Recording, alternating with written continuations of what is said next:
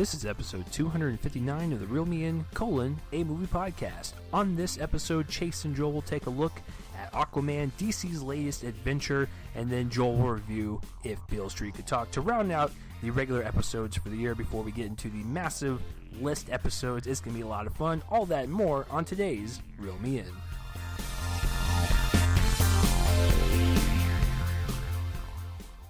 What is up? What is going on, everybody? And welcome to Reel Me In, the movie podcast. I'm one of your co-host, Chase Lee. And, this is the last episode of the year, the last regular episode, episode 259. And it's quite magical to be back here in good old Texas. It's a nice sunny afternoon. This is a different episode. Because in the many, many years I've been dating Joel, he decided to finally let me in his room. And I feel privileged and I feel honored, finally, that he has asked me to join him in his bedroom. Speaking of the Joseph over there, he's actually right in front of me. I am in his room. We are recording in the same area, so you guys get better audio quality content, and it's fantastic. But before I send it over to him, if you guys would like to spread this around and let people know this is the best movie podcast around, you can definitely do that, and we would really, really appreciate it. So Joel, first of all, how is it going over there? How was your holiday weekend? And does it, are you excited that I'm in your room right now? Or what's the deal? It's weird because a year ago today, I think, or tomorrow, I was in your room. That's very true. Yeah, we were doing the same thing, and sort of the story behind this is that recently we've been having internet connectivity problems, and so what I wanted to avoid was especially because today we're recording 3 episodes. Yes, our voices are going to be strained, but particularly because one of them is going to have a major guest on it, I wanted to eliminate any possibility that we would have any sort of connectivity problems. And considering the theory, at least, we haven't really tested it, but we're pretty sure it's accurate, is the fact that your new place of living comes with the added deficit of kind of internet issues. I didn't want to at all, kind of tempt fate with that. So yeah, it's interesting because this is the first time you've been in my house, let alone my room. You've never been over here, and it's I think one of the first episodes that I recorded with you, or the first episode that I recorded with you, that episode on the BFG a couple years ago, 2.5 years ago now, was I have never recorded something not in this house because that was right after we moved in here, and so it's interesting. I think it was within the week after we moved in here, actually. So it's interesting because I don't know recording in any other house. So to have you in it, it's kind of momentous in a way. And just to give some people an audible picture of what I'm looking at right now, Chase has been forced to put a Target shopping bag over his microphone.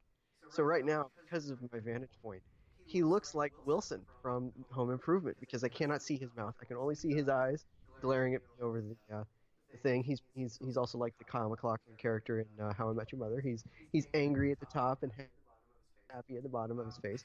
I'm just angry because we commit so much to this show and we have to speak into plastic bags now.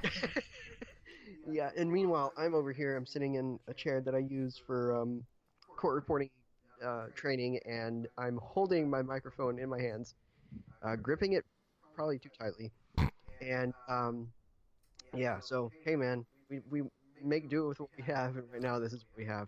At some point, hopefully, we'll have like an actual studio, but until then, this is actually quite changed from the original vision. We were going to be sitting on opposite sides of a table recording that way, but nope.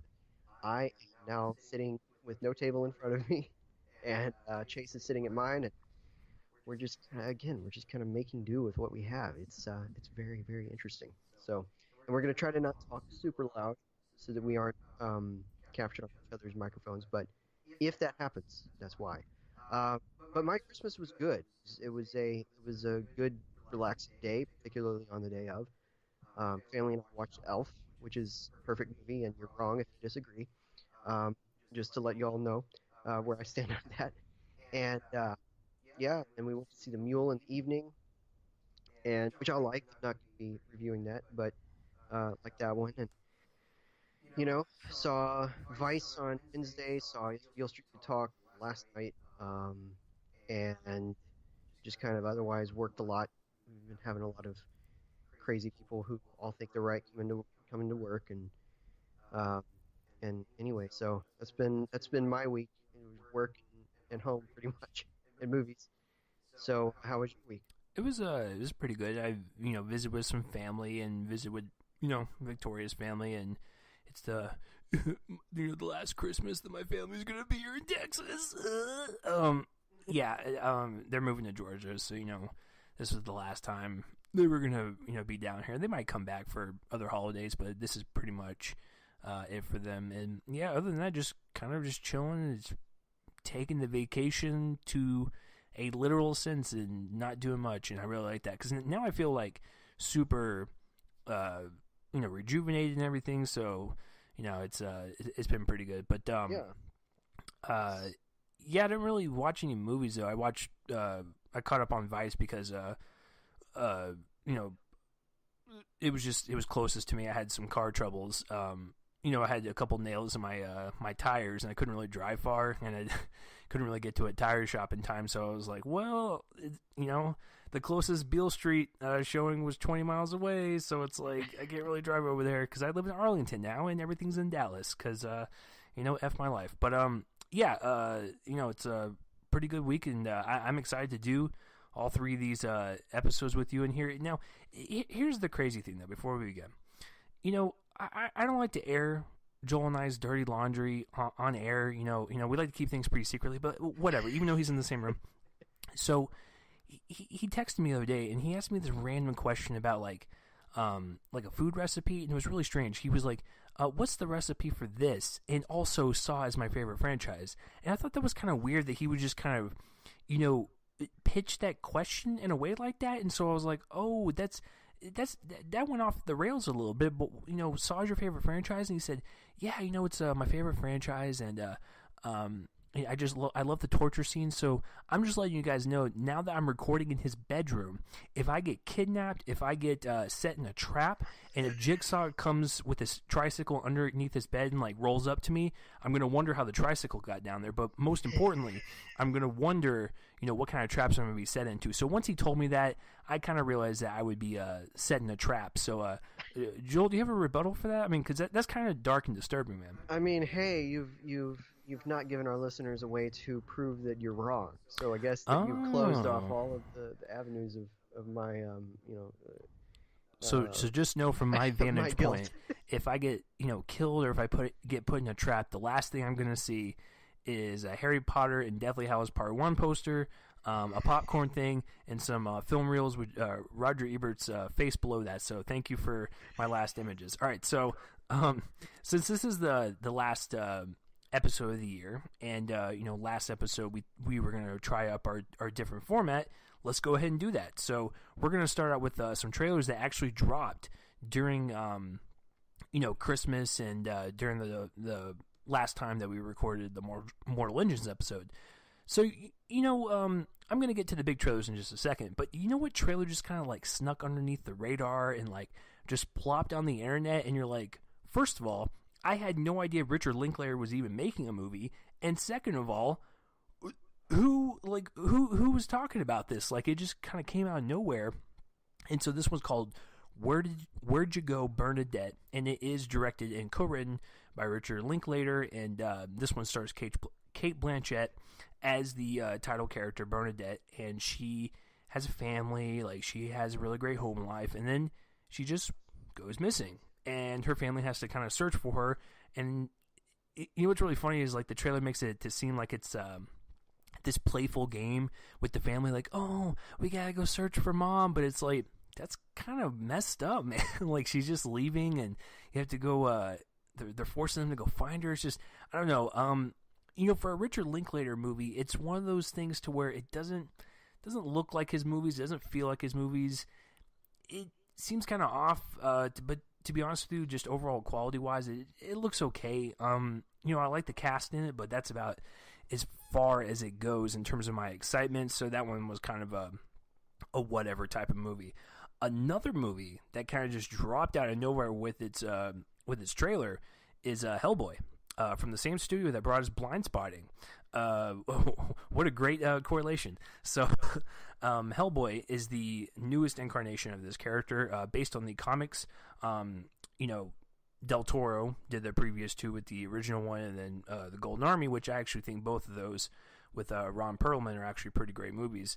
But the newest Hellboy has David Harbour. He is the gentleman that plays the sheriff on the ever hit popular Stranger Things on Netflix. And so, I knew this movie was coming. I knew he was going to be Hellboy. I mean, he released a couple pictures online, and he looked like him. He looked way more ripped than Ron Perlman. But as far as the trailer goes, I gotta be honest, I kind of dug it, and I don't know why people are kind of bashing it. It kind of reminded me of like a watered down version, but almost like kind of like that John Wick feel, where it was like this interesting world building with like these kind of interesting characters, and of course this is going to have a lot more demons and creatures in it. But I don't know, it kind of reminded me of that, and I think John Wick is actually Lionsgate as well, so maybe they're using some of the same sets. I have no clue. But yeah, I think what it boils down to is, how is David Harbour? He actually, comes into his own as someone that is different from Ron Perlman, but kind of has those Ron Perlman-esque, abilities with his voice and the way he stands and the way he moves. Like, it looks like the Hellboy that we're used to, but it also looks like he's going to kind of bring his own comedic spin on it, because the trailer was actually kind of funny in a couple spots, and it's got some interesting set pieces, and I'm excited to see it. But if we're talking from a business standpoint, I feel really bad for it. I think it comes out a week after Shazam and 2 weeks before Avengers Endgame. It's going to get sandwiched, and Lionsgate's not really smart, Joel. When you spend $100 million on a Robin Hood remake that no one asked for, I mean, we're looking at a bunch of people that don't know how to spend money. So I'm looking forward to it, but I think it is a bit of a risk, because a lot of I guess Joel's watching YouTube while we're recording. The Golden Army didn't do too hot, and that's why they didn't make a third one. But I guess we'll just have to see. But I think placing it in the midst of all that, even with its R rating, I don't see it doing well. Do you have anything? That and Shazam are just gonna bomb.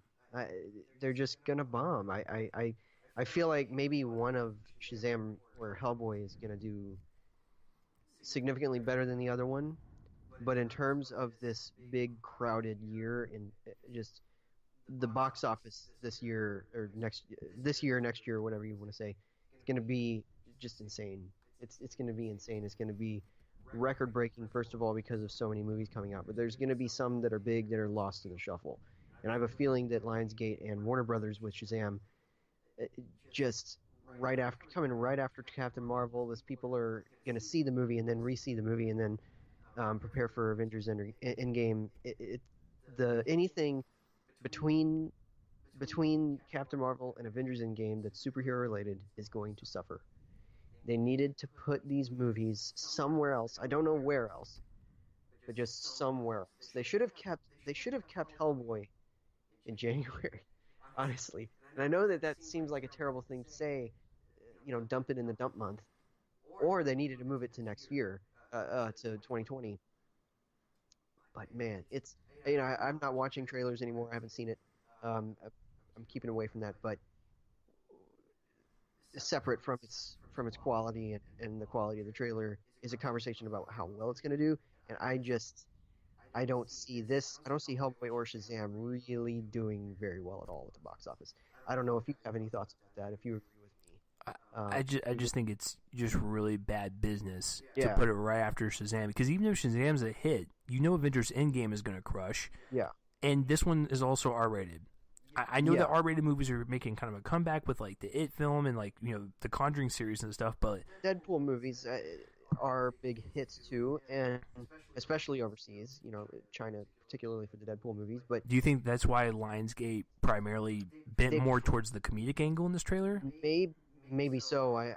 Again, I can't really. This is going to be hard, folks. In terms of, I'm going to be able to talk about what I think especially with big movies like this, the box office. But of course, I'm not commenting on the quality of the trailer.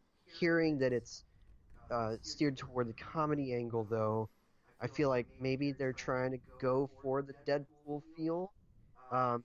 That's what I'm gathering. I don't know if it's the same kind of comedy. I have no idea, but it could easily be that they feel like they've got a Deadpool kind of thing on their hands.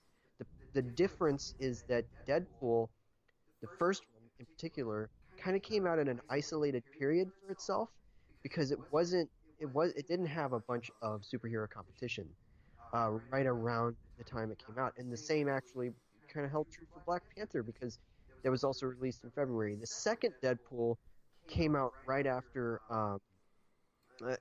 Infinity War, so there wasn't as much to worry about in terms of repeat business, which is the worry here with Lionsgate. They have to worry about repeat business because legs matter with these movies, and if it doesn't have very many legs, I mean, it's gonna be running straight into the summer onslaught. It's stuff like Endgame, which comes out at the end of April, but it's a summer movie, and ostensibly, and then you have like Pokemon. Detective Pikachu is probably not going to do very well, but that might run against it just because of the Ryan Reynolds factor. And then you have Aladdin right after that. So it's just these movies, especially this year, it's going to be really interesting to see how the box office takes all of this competition, kind of shakes it up in a certain way, and what is going to end up being seen as disappointment. I think we'll only be able to be monitored really at the end of the year, but I think that one of the movies that's going to be talked about as a disappointment, something that underperforms or outright bombs. I think Hellboy is in that conversation, and it's because they opened it at such a competitive time, with two of the biggest movies of the year being Captain Marvel and then Shazam. So I think it's in a terrible position. It's not good business. They needed to keep it in January because all you really have is Glass in terms of competition, and even that they answered a different audience. So yeah, it's going to be really interesting to see what happens. Yeah, I as much as I want to see kind of a graphic depiction of this character because we're dealing with like demons and all that stuff, like. Yes, like Mila Jovovich looks really fun in it, and there's a lot of fun aspects about it, and it's something that kind of caters to me. I just don't see it doing well with like general audiences at all, and I'm really worried about that. Joel, you bring up a good little point there. Like, how is this going to do business wise? Because my question is on this next one as well. Men in Black International. Okay. So it's directed by F. Gary Gray, and he comes from Fate of the Furious, and of course that's already a built-in franchise, so that was not on him. That's on the franchise name. You bring in like Chris Hemsworth and Tessa Thompson from Thor Ragnarok, and they're going on a new adventure, and Liam Neeson's in it, and it's just completely separated from the Will Smith and Tommy Lee Jones character. It looks bad. It looks like Men in Black 2, and that was worst one in the trilogy, and I didn't laugh at any of the jokes. I didn't think anything was creative about it. It just looks like a rehash that even when you put in new actors like that to inject this type of different energy about it, it just comes across as more of the same, and I'm wondering why did you sink this much money into it? And I know Sony, if you're listening, because I know you listen every single week. Sony, if you're listening, I realize that you're getting a lot of money from like Spider-Man and like Venom and stuff to where you can do, and even Jumanji, to where you can throw a lot of money at these other brands and franchises. You should have given it to another movie. This is not the movie to give a lot of money to, and I just didn't like it. I just didn't like this trailer at all. Like, even from a visual standpoint, it wasn't even that creative because, like I said, it's the same stuff we've seen before with, like, the white, home base and, all the gadgets they use, even some of the aliens are used from the other movies, and it's like, I can't, man. So I have a feeling if Joel watched the trailer, he would not really care for it. Men in Black 2 is not something you want to be. Just easily the worst film in that franchise, and I just don't understand why you sunk in all this money. It makes no sense to me. It's a very blah trailer, but these next two trailers, oh boy, fun stuff. So I'm gonna start with the lower one that no one's really talking about, and then I'm gonna amp up to obviously the explosive one that Blumhouse decided to crap out on Christmas Day.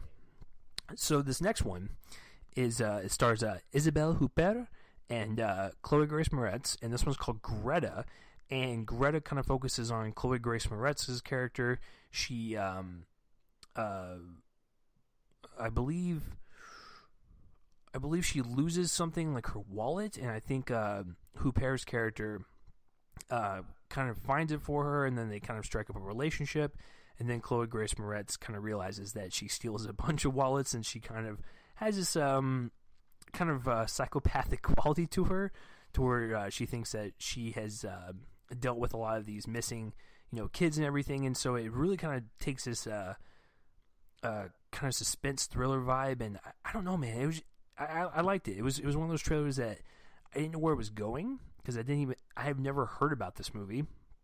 And it kind of starts out like all cutesy, like, oh, she found something, she lost something, and oh, come to my house for tea. And then, as Jordan Peele has told us from Get Out, if people have tea, get out of the house. And so, with Greta, Chloe Grace Moretz kind of opens up this like cabinet, and she sees all these like purses and wallets, and she's like, I should probably go, fam. But yeah, no, I thought Greta, as terms of like a trailer, I thought it was structured pretty well in terms of like a suspense thriller. It really kind of keeps the momentum going and really just kind of makes you wonder what's going to happen next. And with a trailer like this that kind of sets up the story like this and the characters like this, I kind of want to see where it goes and how it ends. If there's going to be like a big twist or whatever, I think it's going to be a nice little movie. I think that one comes from Focus Features. Joel, have you heard about Greta at all? I've heard a few things, and I just looked it up. It's from the director of The Crying Game, which I have on my shelf over there. And great movie with Forrest Whitaker and Miranda Richardson, some other people. Great movie. Stephen Ray, So Neil Jordan is the director, and his reputation is of being kind of one of these directors who uses banal situations and then ramps them up really expertly into something that's really suspenseful. So I'm excited based on how you described it. This one was barely even on my radar, though. I knew that Huppert and Moretz were doing a movie together, but I didn't know whether it had been done. I didn't know if it was shot yet. And and also it's interesting to see Huppert as like a straight up villain. Yeah, that'll be really cool. And ever since we saw the Miseducation of Cameron Post, I've wanted to see Moretz kind of blow up now because she's just getting better and better. Yeah, ever since Clouds of Souls Maria, I feel like she's been doing a lot more interesting work. She just needs to do more of that and less of like the Fifth Wave. Right. Which is just kind of forgetable. Joel, these are actors. They love getting paid. Don't blame That's them. true. I mean, if you can get a paycheck, do it. But something a little more worth sinking into. Something like this, you're going to get money either way. So, but yeah, it definitely sounds interesting. And I know what the next trailer is. I haven't seen it, but I'm excited to hear you talk about it. Okay, so I don't know why Joel likes to torture himself like this, but so I'm sitting there in my pajamas, and on Christmas Day, I'm like, hanging out with the family and stuff. And then Jason Blum and his company decided to just, hey, you're enjoying your family time. Oh, here's a trailer. And so they dropped the Us trailer, the new Jordan Peele film. He wrote it, he directed it, and it is nothing like Get Out. So I just want people to know that. And he even said that in an interview very blatantly. This is not like Get Out. Right.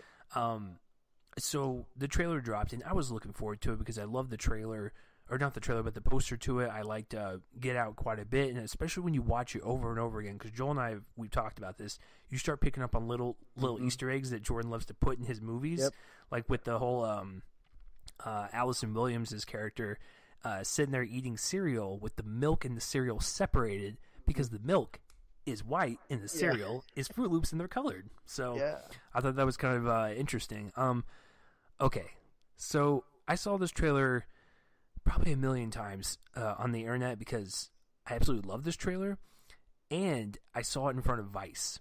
There were older people in my audience. So let me tell you about my Vice experience. When the trailer came on, of course, I got into it because I was like, oh, yes, I finally get to see this on the big screen. And then there was when the trailer was over with, there was an older gentleman in front of me, and he was like, what was that? That was kind of weird, man. And I was just like, hey, did you not see Get Out? So I guess they didn't. Right. So with this one, we have a family. They're taking a road trip, and the father is played by Winston Duke, good old M'Baku from Black Panther, and another Black Panther co-star, Lupita Nyong'o, as his wife, and they have 2 kids. So they go to this house, and one of the kids is like, who are those people outside? And, Winston Duke goes out there with the bat. He's like, if you want to start something, boom, we can start something. Something along those lines. The way he delivered was pretty great. But these people outside start approaching his family, right? And I know Joel's going to hate this because I'm sure if you didn't watch the trailer, you didn't know anything about it, this might be a spoiler, but I mean, it's the whole premise of the movie.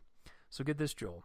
When the people come into the house, right, the family is sitting on the couch and they're looking at these intruders. The intruders are them. So there is a husband version that looks exactly like Winston Duke. There's someone that looks exactly like Nyong'o, and there's 2 children that look exactly like their children. And they're just like, who are these people? And the children go, it's us. So it's the one I love. Did you ever see that? Which is funny you mentioned that because Elizabeth Moss is in this movie. Oh, that's perfect. Yeah. Okay. One I Love is awesome. That's a hidden gem from 2014. And guess who plays her husband? But there's a time travel element to that one. I don't know if that exists here, but I don't think so. Yeah, I mean, I don't know if I just don't know much about the movie. But let's just say I will get into this one.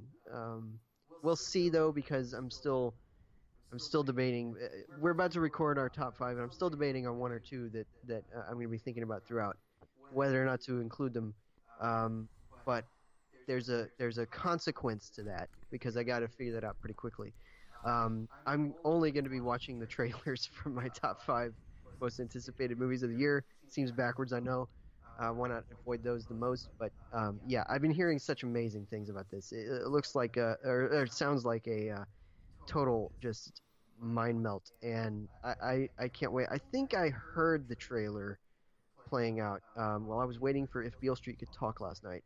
I think based on the vibe of the movie, I couldn't quite tell by the accents of the people because they were whispering, but anyway, I think I heard the trailer. It's a different thing than seeing it, and I'm very excited to see this movie.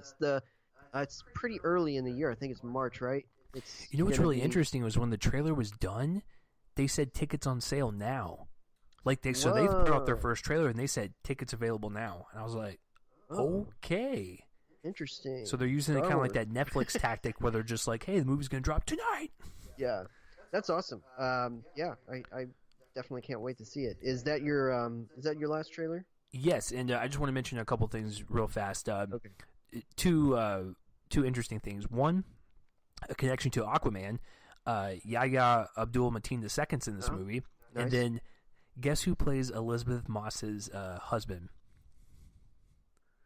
Oh, Tim Heidecker. That is amazing. Yeah, what's really funny is that he and Eric as well, from Tim and Eric, I hate that show, but I know it appeals to a lot of people. It depends on your taste in humor. I totally get it. But they are doing so well beyond that show with with some of the comedy dramas with like Eric doing Master and None, or like Tim doing all these like kind of smaller films and stuff. Like that is amazing that these guys have found like their career post their absurdist comedy. Yeah. So I don't know. I just that's interesting to me. But that is the last trailer, guys. That was the big one that dropped on Christmas Day because obviously they couldn't hold it any longer. So And obviously, it's your least favorite. well, if I had to pick one, yes, it is my favorite. It is definitely not Men in Black International. So Us is definitely my favorite trailer of the week. All right, folks. Well, there's no real news this week. I didn't prepare any, and in fact, Chase kind of uh, confirmed to me that nothing really happened. So I'm actually going to move past everything there. I'm not going to do any casting corner. Not going to do the regular news points. I'm going to go straight into my Oscar beat. And I wanted to keep on that because I've got it timed out perfectly to where I will finish it on the 20th, 2 days before or I guess the 19th, whatever the day we'll post the episode. 2 or 3 days before the Oscars are announced, the nominations are announced. So, yeah, I'm gonna go straight into my next two categories, and these are big ones. I'm getting to the big ones here. These are some of the top ones. First up, I have adapted screenplay, and this is a really, really, really competitive year for this category. And believe it or not, it's even more competitive for original screenplay. So these are two really good con- categories to talk about. So for adapted screenplay, right at the top, we have three stories that are um, African American based stories from major black voices in cinema right now. You got Black Panther, big, big, big blockbuster. Definitely a solid screenplay. It's the kind of thing that the voters in that category are going to want to vote for if they want to include it in the top uh, categories. And then also Beale Street could talk, and I'm going to get into why and review later on. But certainly a contender there. Uh, I feel like the one that will win this award, though, is not either of those. It is in fact the other one, Black Klansman, which is written by Spike Lee and three other people, based on the book written by Ron Stark about his experiences in the going undercover with the Klan, and and so, yeah, those three are definite top contenders. And then you have two others that I think are really strong screenplays from their dialogue, how they're structured, or if they don't have particularly exploratory structure, how well executed they are. Leave No Trace, from Deborah Granick and Rossellini. And Can You Ever Give Me, a long gestating screenplay from Nicole Holofcener and Jeff Woody that was taken over by director Mariel Heller. Not super changed though, so Lawson and Whitty are the sole uh, credits, but it had been a screenplay that had been circling around nearly for years. Uh, went unproduced until now, and I think that we talked about it in our review. It's a really good screenplay. The they they take this usual structure for a biopic and use it to their advantage, um, and I think that it's really intelligent. Same thing with Leave No Trace, really resonant study of um, hand to mouth living, essentially by choice. And yeah, so you have five really, really big contenders here, but I think Spike Lee will kind of reign uh, over all of the other ones. But of course, you have some not so obvious contenders on the outside, on the bubble, as I call it. The Stars, really good kind of traditionally structured movie, um, but well written for sure. The Death of Stalin, really um, darkly edged satire works really well. First Man, um, great structure in that screenplay. That could easily, if it wasn't a disappointing presence in the awards season right now, I think it would be a more obvious contender to be nominated, but certainly in the conversation. And yeah, so I think that there's a lot of really, really good contenders in this. And something really popular like Crazy Rich Asians could easily, uh, slip in there. So lots of really good contenders in that one. But guys, original screenplay, get a load of the ones that I think are just outside. the nomination bubble. Green, uh, sorry to bother you, which I think that just because it was released in July, I have that going against it. And there's weird backlash for Green Book, but anyway, one that I really want to be nominated, um, maybe even should, yeah, should definitely be nominated is Near the Top of Private Life, which I think is excellent. Uh, and A Quiet Place, I would say that that's a really impressive screenplay. They don't use dialogue a lot to convey the what happens in the screenplay. That is sign of the screenplay. Screenplay is not dialogue, folks. you know, good screenplay doesn't just mean good dialogue. Uh, but at the top, the contenders. This is a really strong list of contenders. Eighth Grade, major contender. Bo Burnham's debut in that respect. Vice. I'm gonna get into this certainly in one of our future episodes. Uh, Absolute, just amazing that screenplay. Roma, really, really great. Kind of sort of a stream of consciousness almost. Not doesn't really follow a traditional plot structure, but it's incredibly well written, and also just the characterizations in that screenplay is phenomenal. Alfonso Cuarón. First Reformed is a big presence in this particular category in a lot of Critics Awards right now. I have a feeling that more than any other category, that's where this movie could show up. But the movie that's going to win it, the movie that is, I think, one of the best screenplays of the year in general, whether it's adapted or original, is The Favorite from Yorgos Lanthimos, and I think his usual writing partner, Thimis Philippou. Uh, I don't know if I'm saying that right, but that's how I've chosen to say it. But guys, that list of 5 movies just that could be nominated is ridiculous.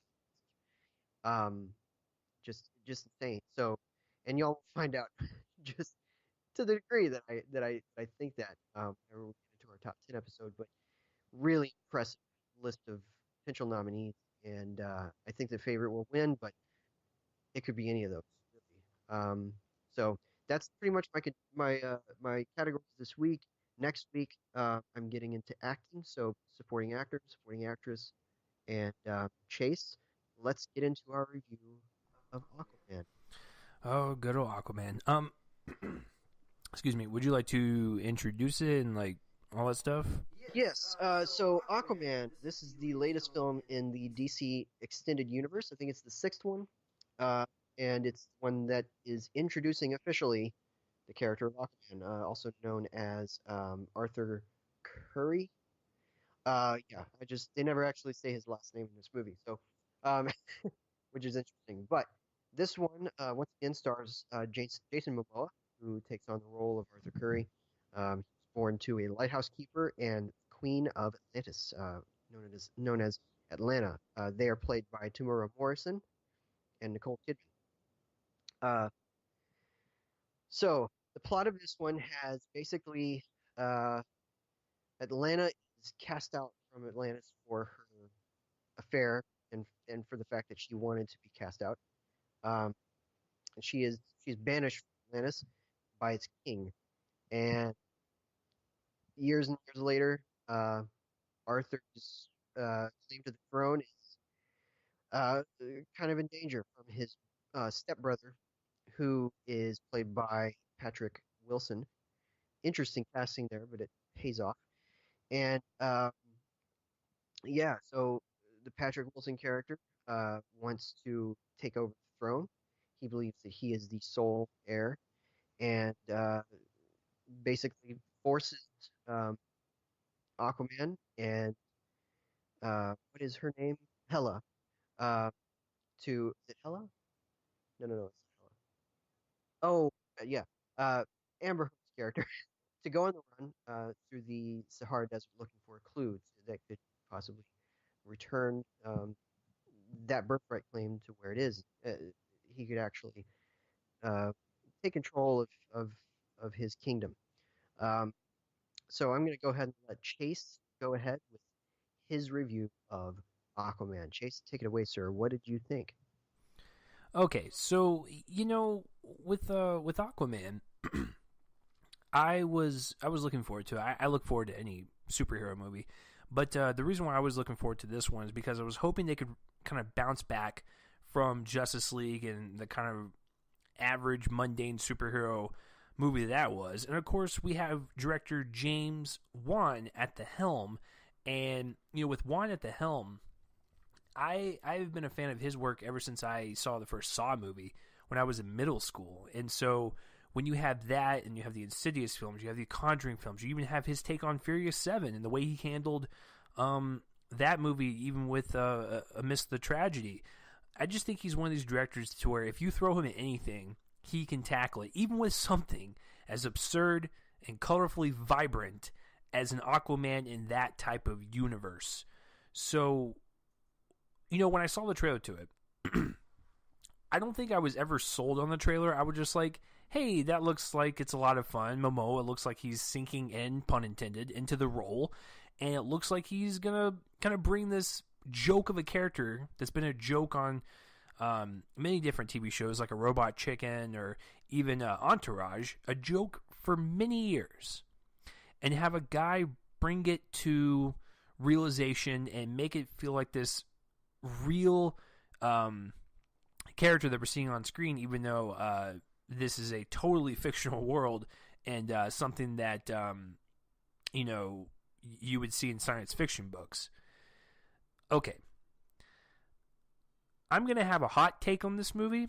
It's not gonna it is gonna affect my grade because I think this movie, from a directing standpoint and a visual standpoint, are pretty great. When you think of Aquaman, Joel, and the absurdity with the characters and the world, I think this movie is about as good as you could have done. Because bringing Aquaman to life in Atlantis and all that stuff, that's like people smoking ganja type of stuff, where like you sit down like, let's have some lasers on sharks' heads, let's have octopuses playing drums and stuff. It's like, this is the type of stuff that you don't put into a normal movie. But the fact that it's Aquaman, I think taking that comic book and that type of world and applying it to the big screen was visually stunning. I mean, I'm usually kind of a nitpicker when it comes to like green screen work and like visual effects on comic book movies. Case in point, like even earlier this year with like a Black Panther, yeah, the movie's good, but its visual effects are pretty weak. And it's like DC knows that like Aquaman is a visual feast. It's like on like the levels of like an Avatar, you have to have it up to 110%.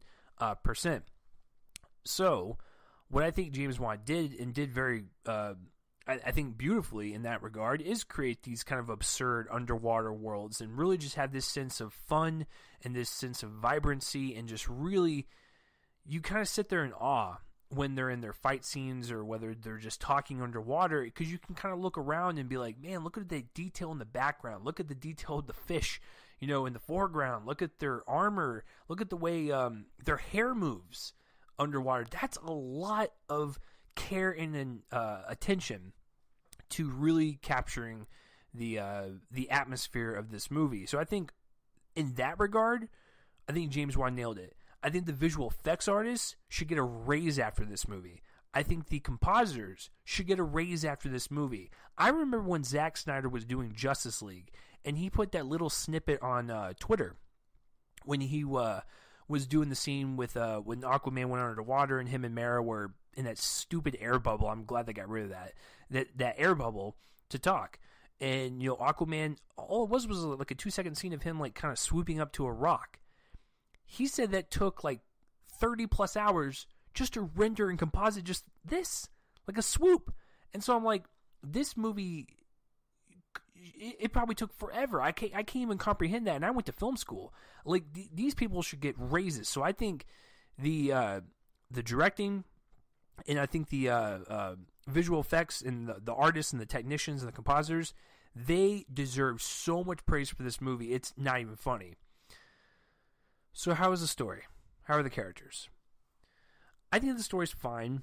It's something we've seen before with like, hey, we got an angry little brother that wants to, take control of this kingdom. We have to have the other brother, stop it because he's the bad one. You want the good one and all that stuff. It's just, it kind of reminded me of like Gladiator meets like Indiana Jones. It's like, it's stuff that we've seen before, and the story wasn't like that big of a deal to me. It wasn't like, oh, this is such a slog, because I actually had fun watching it. It was this nice little kind of like, like little adventure that you just wanted to see them go on. And, I think him and Amber Heard had pretty decent chemistry, not the best chemistry, decent chemistry, and their characters were fine, but it was just all about getting from point A to point B to point C, in order to stop this guy. And I had fun for the most part. And, a lot of people say it drags in the middle. I don't think it drags. It's a nice visual spectacle to keep your attention going. Okay. Here's my hot take, controversial take, whatever you want to say. This is the first superhero movie in a while that I actually think the main actor playing the main character is worse than the supporting people around him. Now, let me back up and say this. I think Momoa has fun in this role, and I think he really brings this kind of adrenaline, this certain type of energy that you would not see in an Aquaman movie. If anyone else was sitting, in that armor and riding dolphins with, knives coming out of their mouths, it would look stupid. But he pulls it off. So the actual, like, enthusiasm of the character, I buy. I don't buy his acting one bit. I never have, and I don't know if he's at that point yet where he can carry his own franchise. I actually think the supporting cast does their job very, very well and supports him up into better than he thinks he is. I think Amber Heard is amazing. I actually liked her character better than Aquaman. Joel's giving me the looks right now, but I actually think that given her power sets and I don't know, just her personality and just the way she carried the role, I think she did a better job than Momoa. Now, I've seen Momoa in Game of Thrones, I've seen him in Justice League, and I've seen him in Aquaman. He's not that good in Justice League, and for Game of Thrones, he's speaking a different language. So when he speaks English, that's where he has the problem. I don't know if it's him or if it's his delivery, but there's something off about him, and especially when you take his energy that's at 200% and you dip it down to when they're doing like their more like emotional meaty scenes with like him and Nicole Kidman or him and Amber Heard. None of it ever felt tangible for me. It was just almost like he's just trying so hard. I didn't buy it. Nicole Kidman is great. I think she's probably my favorite character in terms of just people around him. And then Patrick Wilson was fun, like you said. Like he really, really hams it up. But you know what? Patrick Wilson is one of those actors to where he can get away with it because I had fun watching him. And of course, he's worked with James Wan 5 times now, so he has that rapport with him. And I think that relationship he has with Wan, he trusted him to where Wan was just like, "Hey, Patrick, can you like just go more Dolph Lundgren than Dolph Lundgren is in this movie?" And then he totally did it. And speaking of Dolph Lundgren, I think for what he was given, he's probably the best thing I've seen him in a while because it's Dolph Lundgren. He was having fun.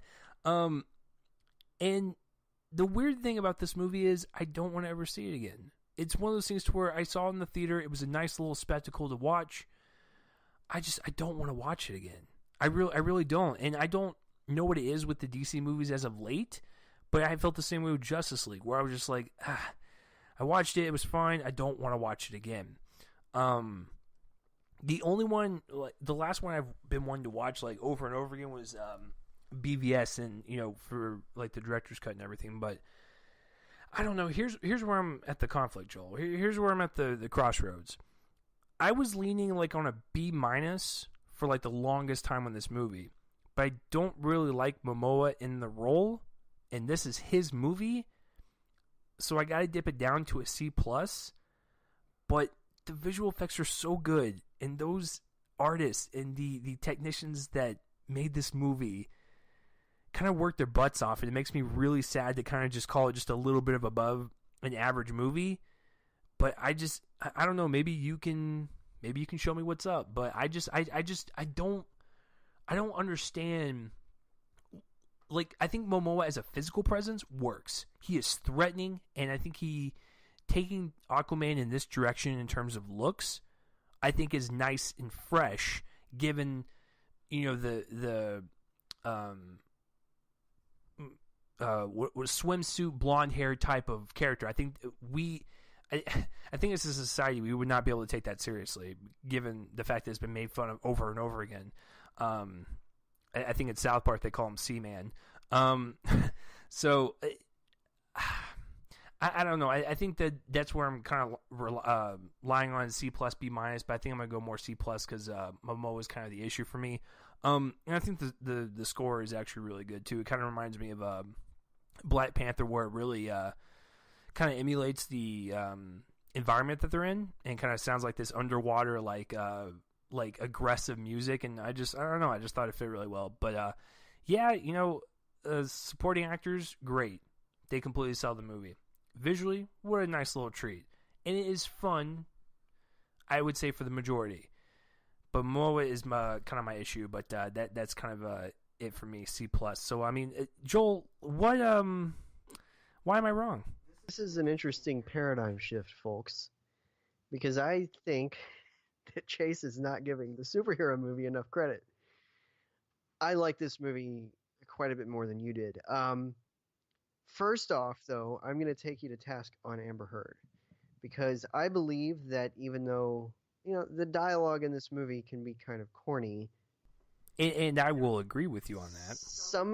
A lot of it, though, is really sincere in a way that basically the screenwriters are committing to that kind of level of total just sincerity of a kind that there's no shame in it. They don't feel ashamed whenever they're just writing this cornball dialogue. And some of it I think is actually genuinely good dialogue in the way that it sets up this sort of Shakespearean story of two brothers at odds with each other. But I'm going to take you to task on Amber Heard, because as much as I like this movie, I think that she, as an actress, has absolutely no idea what to do with this dialogue. I think that the character, what she tries to do is understandable. What she's trying to do here is set the character apart from humans in a certain way. The Atlanteans don't emote or engage in conversations like humans do, which is totally understandable because they're not human. And she tries to do that with inflection of voice, of her words and all that, the tone of her voice. And I think that she has absolutely no idea how to do that in any given moment almost. I think if there's going to be, for me, the worst performance in a good movie this year, it's this one. Because I think that she is completely lost on how to sell this dialogue within her abilities. I actually kind of felt that way about Yahya Abdul Mateen II playing Black Manta. I thought it was a complete waste. Well, but different. He's a human. I thought that he was fine. There's really nothing to write home about on that character. I think he's basically used to get to the middle of the credits. But and that's one of the problems, that we've talked about that I have with the storytelling credit scenes. So I guess let me rephrase it. I think what you're saying about Amber Heard in terms of like not really selling like the dialogue and like. You mean like the moments of because there's a big sort of a paradigm shift, in fact, with his character, where in his thinking the tragedy that happens essentially. But it happens so quickly that you just don't really. Yeah, I mean that is a problem with screenwriting. There's no weight to that. It just feels like very like basic villainry, where it's just like, oh hey, everything's going fine. Oh, someone died. I'm gonna rise to power, and it's like. I get what you're saying, but it happens so often in these movies, and so there's so much that this movie's trying to do. It's a lot of movie. That's somebody said that on Twitter, and I completely agree. I think it's definitely a lot to unpack. It's surprisingly a lot to unpack. There's actually might be more to unpack here than in Avengers Endgame, just in terms of volume. But I liked it, and I think that there's this, and it's the bonkers quality that you were talking about. There's stuff in this movie I've never seen in another wide release. The sharks with the lasers is literally somebody was watching Austin Powers right before they conceived of that idea, and they were just like, "Let's go with it. They Let's they have do this." they have sea cockroaches in the movie where I think the line was the dialogue was like, "You will not trespass on our land," as they're dying and flailing on the ground. You're like, Yeah, this is crazy. it's insane. And this big, gigantic final battle between all of the different races of underwater beings is the most, I think, is the most like jaw-dropping piece of complete insanity I think I've seen in a movie this year, and I can't discount that. That's why I had fun with this, and it's a long movie, but it doesn't feel long to me. I think it whizzes by in I will this. agree with you because of Yes, the fun aspect, even with the cheesy dialogue and some of the performances and characters it that I didn't care moves like for. it moves like a shot, Yeah, and and I think it's that confidence. I think that this is, I was talking to recently about Spider-Man Into the Spider-Verse being a confident piece of story of superhero storytelling, and I think that this one, in less meta-referential ways, but more just banana gonzo banana balls ways. That's what I'll say. I think that there's a confidence on Juan's part and on the screenwriter's part, to take all of these ideas and just run with them, throw them at the wall, see what works. And I think here, you know, on a 10-star scale, it's like a 7 out of 10. I think that 7 ideas out of 10, generally speaking, work in this. There are things that don't, for sure. I think that I'm sort of with you on Jason Momoa. Actually, I think that the first time I ever saw him in something, I wasn't a fan, and that was the Conan the Barbarian remake, where he was totally just meathead. It was an awful movie in general, and he was asked to do one thing, and that was growl or scowl or whatever, the Griscowl, um, the combination of the two. And so that was the first time I'd ever seen him.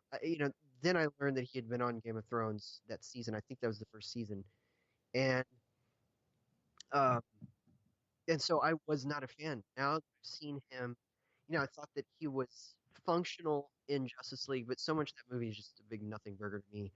Uh, this here, though, yeah, he feels a little bit uncertain about the weight on his shoulders in terms of carrying this franchise. Um, but I mean, I didn't mind him um, in many, many ways. The much better performances do come from the supporting cast. And really, I mean, literally, because really, big way, Amber Heard's kind of Cody. She's in this movie a lot because they go on this adventure together. So at a certain point, pretty much all we see is them two together. So at some point, she becomes the co-lead of this thing. I think that everybody else, Nicole Kidman is excellent here. She gets some scenes of real tenderness. Speaking of Morrison as father, it really touching performance. Um, Brought me right back to Star Wars Episode 2. He was Jango in like that. that whole opening. If you want to look at it from an editing standpoint, it was a tad rushed, but I think what sold it for me was the compassionate relationship that they Yeah, had together, yeah, being and one human and one that was a complete like I was otherworldly being. I was immediately swept up into this whole situation where they live a life together essentially for a few short years. They're able to parent a child, bring a child into the world, and then suddenly the world is kind of it closes in. She suddenly has to go back, and it's every bit as tragic as it sounds, and I think that it's conveyed so well through Kidman's performance. It's a reminder that she's one of the best, and um, yes, I can't wait to see her in Destroyer in a couple of weeks. But yeah, I liked it. I think that there's a certain kind of, again, kind of banana balls gonzo um, quality to this movie that I found utterly ingratiating. Unlike you, I can't wait to see this again.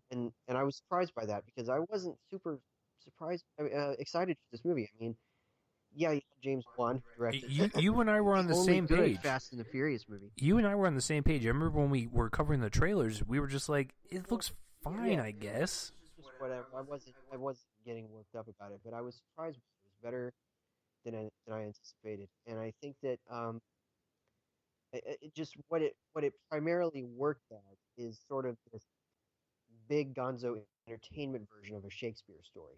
And I think that there's a little more meat on its bones than I think you're giving it credit for as a story.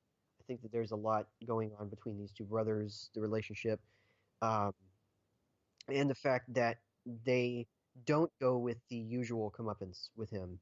At the end, I think that they're fair to each of these characters. There's a bit of compassion there for a lot of things, and it just it comes together at this big gigantic ending climactic action sequence that then closes in on just a moment between these two characters where there has to be some sort of understanding made. I think that they nailed that part, and I think that that's the reason why this movie I think worked better for me than I anticipated.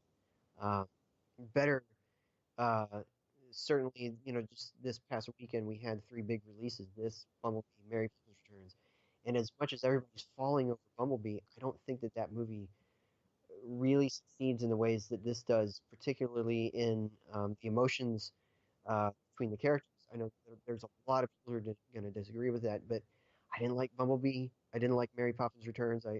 Just kind of whatever.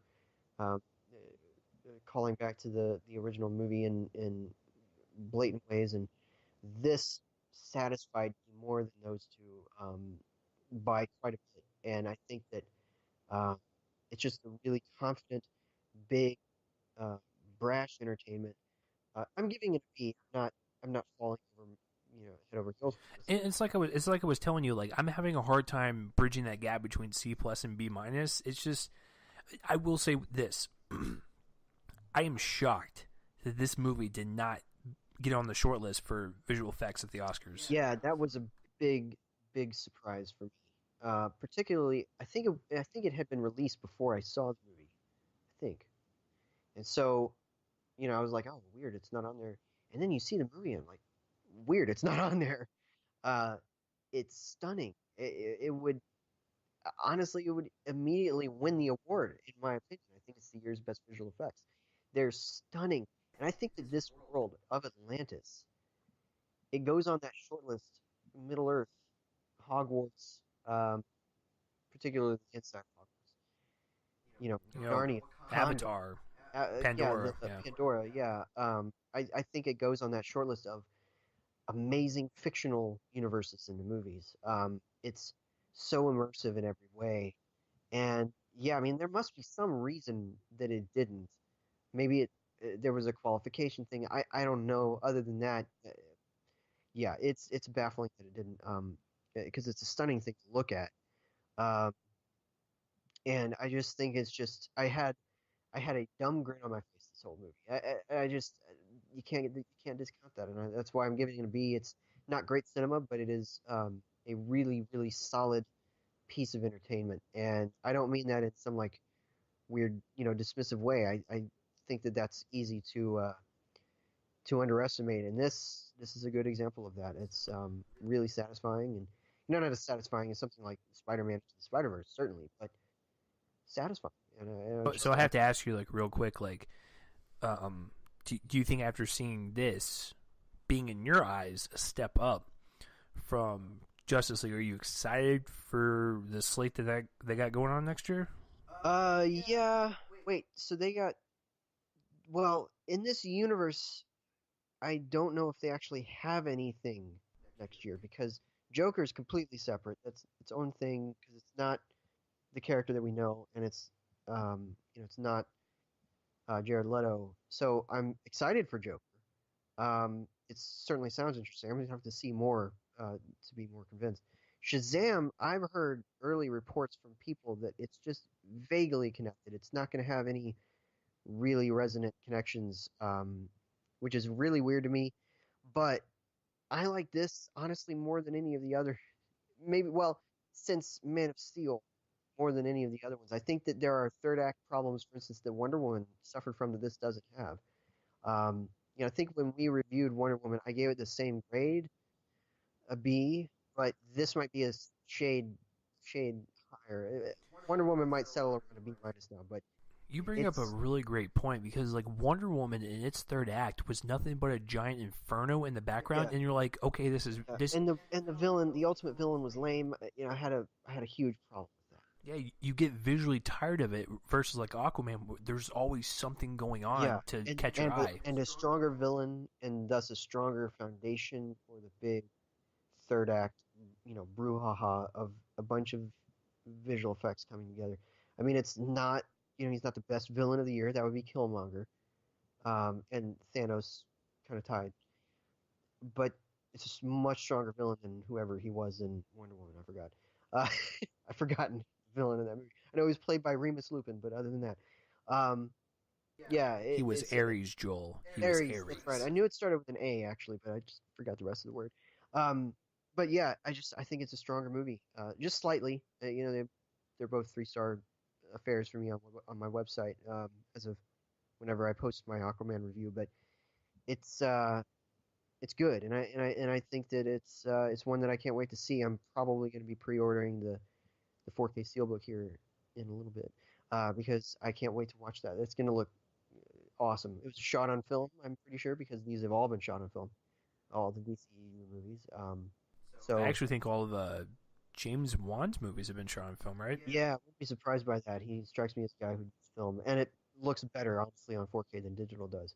So I can't wait to see that. And yeah, so really excited for that. I like the movie, and yeah. So B for me, C plus for Chase, although a conflicted C plus, and really kind of a conflicted B for me. But I had so much fun. It was so energetic, so big and fresh and out there. Just yeah, a little bit higher, which is the end of the world, in terms of the fact that I liked a superhero movie more than Chase, which also happened with Black Panther, um, kind of. So anyway, I'm going to be moving on to my next review. I'm not gonna belabor the point here too much because y'all are going to hear a lot more from me in a future episode. Let's just say that. But I am now reviewing If Beale Street Could Talk. This is the movie from director Barry Jenkins, and of course he directed my favorite movie, Chase's favorite movie of 2016, the one that we saw together at a press screening with Devontae Williams. Moonlight, just great film. So of course I was excited for this. I think it was my number 4 or 3 or something when we did our list of most anticipated last year. Well deserved. It was up there, and saw it last night in a big way. I'm still kind of processing it. Um, I've got it, securely on my positioning of the year, but I'm still processing this movie because it's such a beautiful piece of storytelling. The story of this one is pitched between two timelines. In the past, we have um, uh, uh, Fonny, a young man played by Stefan James, who is with his girlfriend, uh, the main character, played by Kiki Lane, and they are happy. They've known each other since childhood, actually, early childhood. They've been together their whole lives, um, and in fact, at one point, he says to her, "I belong to you," uh, and it just means so much in that particular moment because it's sort of the consummation of their relationship, in a physical way, and it's just this beautiful story that in the past tracks them as they are preparing for a life together, in the present representative from the 1970s. Few, I'd say about maybe a year later, he's in prison for a crime he didn't commit. She's preparing for the birth of the child. And the movie is very simple. And in fact, it actually has more confined scope than even Moonlight did. Moonlight had a bigger scope in terms of the story it was telling, which was 3 points of life. This is very small, very a very quiet film in many ways. A lot of anger kind of bubbling right underneath the surface, particularly because the injustices done to Fonny are great. He is essentially railroaded by a justice system that, at one point, the police officer seems to have been a personal vendetta thing to arrest this guy. Um, and meanwhile, only other sole witness to his alibi has been arrested for no reason by the police under a hopped up crime or a charge, a hopped up charge, and but the film doesn't quite follow Fonny. He's kind of the he's co-lead, but he's kind of the supporting co-lead to this character played by Kiki Lane, and one of the best performances of the year. This young woman who's trying to maintain strength in the face of absolute just peril in terms of both legal and personal. She's trying to figure out how, in this world that the capitalistic structure is veered pretty much away from her in terms of um, money to pay for lawyers and trips uh, to try to convince this young woman who wrongfully accused Fonny of raping her to Puerto Rico, where she's run off to.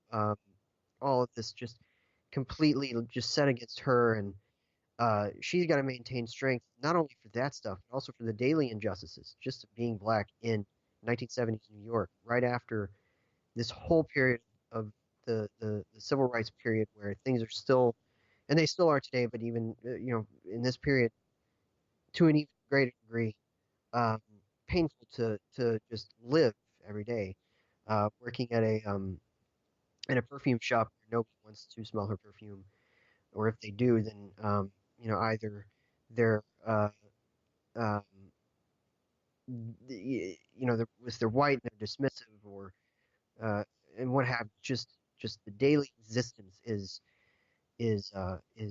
painful sometimes, and it's just bad. But in the midst of that, you have this love story that is deeply resonant, really, really touching, particularly because Lane and James as performers are um, particularly attuned to the rhythms of filmmaking from Jenkins that is so patient, so uh, beautiful, beautifully mounted, uh, period design, uh, the way that he captures it with like elegant camera work. A couple years ago, James Laxton's cinematography for Moonlight was my choice for best cinematography of the year, full stop, even if it hadn't been nominated for an Oscar. And um, he's on. I don't know if it's quite my favorite this year, but favorite work for somebody this year, but it's certainly close. And it's once again beautiful. There's this stunning shot that's like I think at least a couple 360-degree turns around a wood carving. Fonny's a wood carver in his spare time, and he's kind of preparing a wood carving.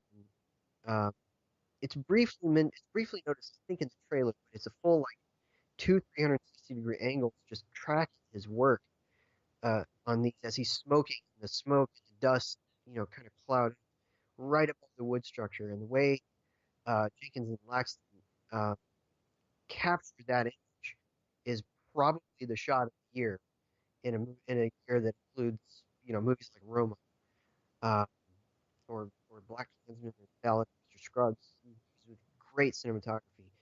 Um, it's some of the best cinematography of the year, and it's just beautiful to witness. And the performances by the supporting characters are all really strong. There's a great scene with Brian Tyree Henry, who's just dominated this year, TV and voice work on screen, and um, he's great. He plays the sole witness, one who's been um, arrested, potentially kind of illegally or illegitimately, I should say. Uh, but one of the best performances of the year, Gina King, is an absolute treasure. It's a scene with Pedro Pascal that is up there with the scenes of the year. It's amazing, and yeah, I adore this film. I think it's maybe it's not as potent or as immediate as Moonlight, but that doesn't really matter. It's still one of the best films of the year, and I'm definitely giving it an A. It could easily get up to an A plus with more viewings. They will be more viewings. I've seen Moonlight 4 or 5 times on Blu-ray. Um, this will definitely get some as well, and it's involving deeply engrossing romance too. It really captures that young love um, feeling, um, and yeah, it's just great stuff. So, uh, an A for if Beale Street Could Talk. And guys, this is the weird thing about this week's episode that I'm not leading this into box office. It feels weird, doesn't it, Chase? It definitely feels not normal. Like we're venturing into this new territory, but I like it. Right. And so I guess that I'll just go ahead and lead us into what's on the next episode. In our next episode, episode 260, we're going to be joined by Mark Dusick to talk about the best films of 2018. It's been an unreal year. Can't wait to talk about it. And until then, Chase, where can people find you online? You guys can find me on Twitter at RealChaseLee. Subscribe to my YouTube channel where you can get other reviews. And, of course, with this podcast, we're on CastBox, iTunes, iHeartRadio, SoundCloud, and all that other good stuff. And, of course, if you want to follow us on Twitter, it's at RealManPodcast. And then I think that's it. So all this stuff will be down below. But, Joel, what about you? You can find me on Twitter at RealJoelCopling. It's similar to Chase's, REEL, my name. And then you can find my reviews on joelonfilm.com and some of my writing at dallasmoviescreenings.com. I've got some recent reviews up there. And on Letterboxd at jcopling if it's working, because recently it hasn't been. But you can find me there if it's working. And that's pretty much it. See you guys next time. Chase, lead us out. Yeah, so this has been episode 259 where we talked about Aquaman and If Beale Street Could Talk. Next episode is the big one, the top 10 best films of 2018 with film critic Mark Dusick. It's going to be a fun time. I cannot wait to record that, which is actually going to be here in a couple hours. Fun stuff. So that will be literally tomorrow, because if you're listening to this now or if you're listening to this later on, guess what? It's probably already up there. So best films of 2018 coming your way. Let's play out that music.